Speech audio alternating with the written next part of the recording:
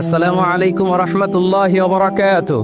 আজকে যে টপিকটা নিয়ে আমি আপনাদের সামনে কথা বলবো সেটা হচ্ছে আমাদের ধর্মীয় জীবনে, সামাজিক জীবনে, রাষ্ট্রীয় জীবনে ঐক্যবদ্ধ থাকার গুরুত্ব। The importance of unity in our life. আমরা ঐক্যবদ্ধ থাকতে চাই কি চাই না? এই আপনাদের গলার আওয়াজ। আমরা ঐক্যবদ্ধ জীবন যাপন করতে চাই কি চাই না? চাই। ঐক্যের কোনো বিকল্প নাই। গত 50 বছর তো দেখেছি এ ডিসইউনিটি, অনৈক্য, বিভেদ, বিচ্ছিন্নতা আমাদেরকে কোথায় নিয়ে গিয়েছে। এই যে দেখেন, কিছুদিন আগে আমাদের বর্তমান নেতা ডক্টর ইউনূস, উনি সব রাজনৈতিক নেতৃবৃন্দদেরকে ডেকেছেন একটা ইস্যুকে কেন্দ্র করে। তার মানে গোটা বাংলাদেশ এক হয়ে গিয়েছে। আমরা সবাই উদ্বেলিত হয়েছি, উচ্ছ্বসিত হয়েছি, ঠিক কিনা বলেন? রাজনৈতিক নেতাদেরকে ডেকেছেন উনি, আমরা এক হয়েছি। এরপরে ধর্মীয় অঙ্গনের যে লিডাররা, বিভিন্ন ধর্মের, শুধু মুসলিম না, সবাইকে ডেকেছেন, আমরা ঐক্যবদ্ধ হয়েছি। এটাকে বলে ন্যাশনাল ইউনিটি, জাতীয় ঐক্য। যে কোনো ধরনের কনস্পাইরেসি, ষড়যন্ত্র, আধিপত্যবাদ মোকাবেলায় জাতীয় ঐক্যের চেয়ে মোক্ষম হাতিয়ার আর নাই। আমাদের একটা প্রতিবেশী দেশ আছে, আমরা আমাদের দেশ নিয়ে যত ভাবি তারা তার চেয়ে বেশি ভাবে। কথা বুঝতেছেন না? আরো ভেঙে বলতে হবে। হ্যাঁ, আমরা আমাদের দেশ নিয়ে যত উদ্বিগ্ন, এদের আরো টেনশন বেশি। বলেন, আমাদের দেশে শান্তি আছে না নাই? আমরা হিন্দু মুসলিমে কখনো দাঙ্গা লাগে? আসতে বলেন, কেন লাগে?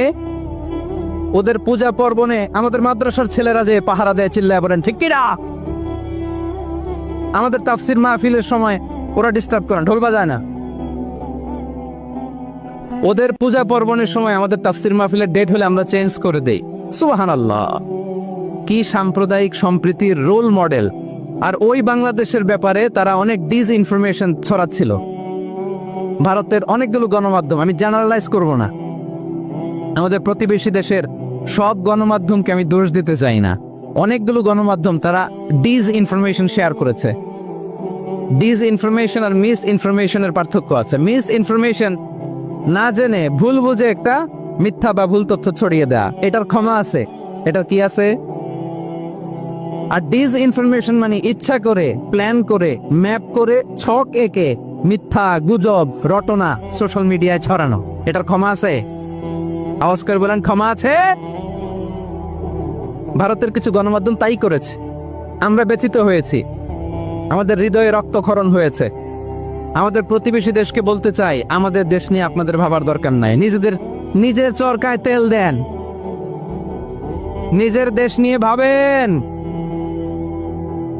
গত মাসের ভয়েস অফ আমেরিকার রিপোর্ট, বাংলাদেশে সংখ্যালঘু জনগোষ্ঠী আগের চেয়ে বেশি নিরাপত্তা পাচ্ছে। Report voice of America, Muslim report নাকি? মুসলিম জরিপ, ভয়েস অফ আমেরিকা। কথা বোঝে নাই বোধহয়। ভয়েস অফ আমেরিকা কি আমাদের রিপোর্ট? না, ভয়েস অফ আমেরিকার জরিপ, বাংলাদেশের সংখ্যালঘু জনগোষ্ঠী আগের চেয়ে ভালো নিরাপত্তা পাচ্ছে। শুধু এখানেই শেষ না, মাইক্রোসফটের একটা জরিপ শোনাই আপনাদেরকে। তারা সারা পৃথিবীতে গুজব, ভুয়া আর মিথ্যা নিউজ ছড়ানোতে কোন দেশ সেরা একটা রিপোর্ট করেছে। এর মধ্যে 1 নম্বরে এসেছে ভারতের নাম। মাইক্রোসফট তো মুসলমানরা চালায় না? কথা বুঝে নাই বোধহয়। প্রতিবেশী দেশকে বলবো, আপনারা নিজের চরকায় তেল দেন, আপনারাও শান্তিতে থাকেন, আমাদেরকেও শান্তিতে থাকতে দেন। সব চেঞ্জ করা যায়, প্রতিবেশী চেঞ্জ করা যায় না। আমাদের ল্যান্ড তাদের ল্যান্ড, পাশাপাশি। আমরা চাই তারাও সুখে থাক, আমরাও সুখে থাকি, ঠিক কিনা? কিন্তু প্রতিবেশী হলে বন্ধুত্বপূর্ণ আচরণ করতে হয়। প্রতিবেশী যদি বন্ধু না হয়ে প্রভু হতে চায়, এরকম দানব প্রতিবেশী কেউ চায় না। ভারত যদি বন্ধুত্ব উপহার দেয়, আমরাও বন্ধুত্ব দিব। কি বলেন? তারা যদি বন্ধু সুলভ আচরণ করে, আমরাও বন্ধুত্ব উপহার দেব। কারণ আমাদের পররাষ্ট্র নীতি হচ্ছে সবার সাথে বন্ধুত্ব, কারোর সাথে বৈরিতা নয়। আলহামদুলিল্লাহ বলে, কত চমৎকার পলিসি আমাদের। আমরা নির্বিবাদী, আমরা বাংলাদেশিরা শান্তিকামী। We are proud of that. এজন্য আমরা গর্ববোধ করি। আমাদের পররাষ্ট্রনীতি সবার সাথে বন্ধুত্ব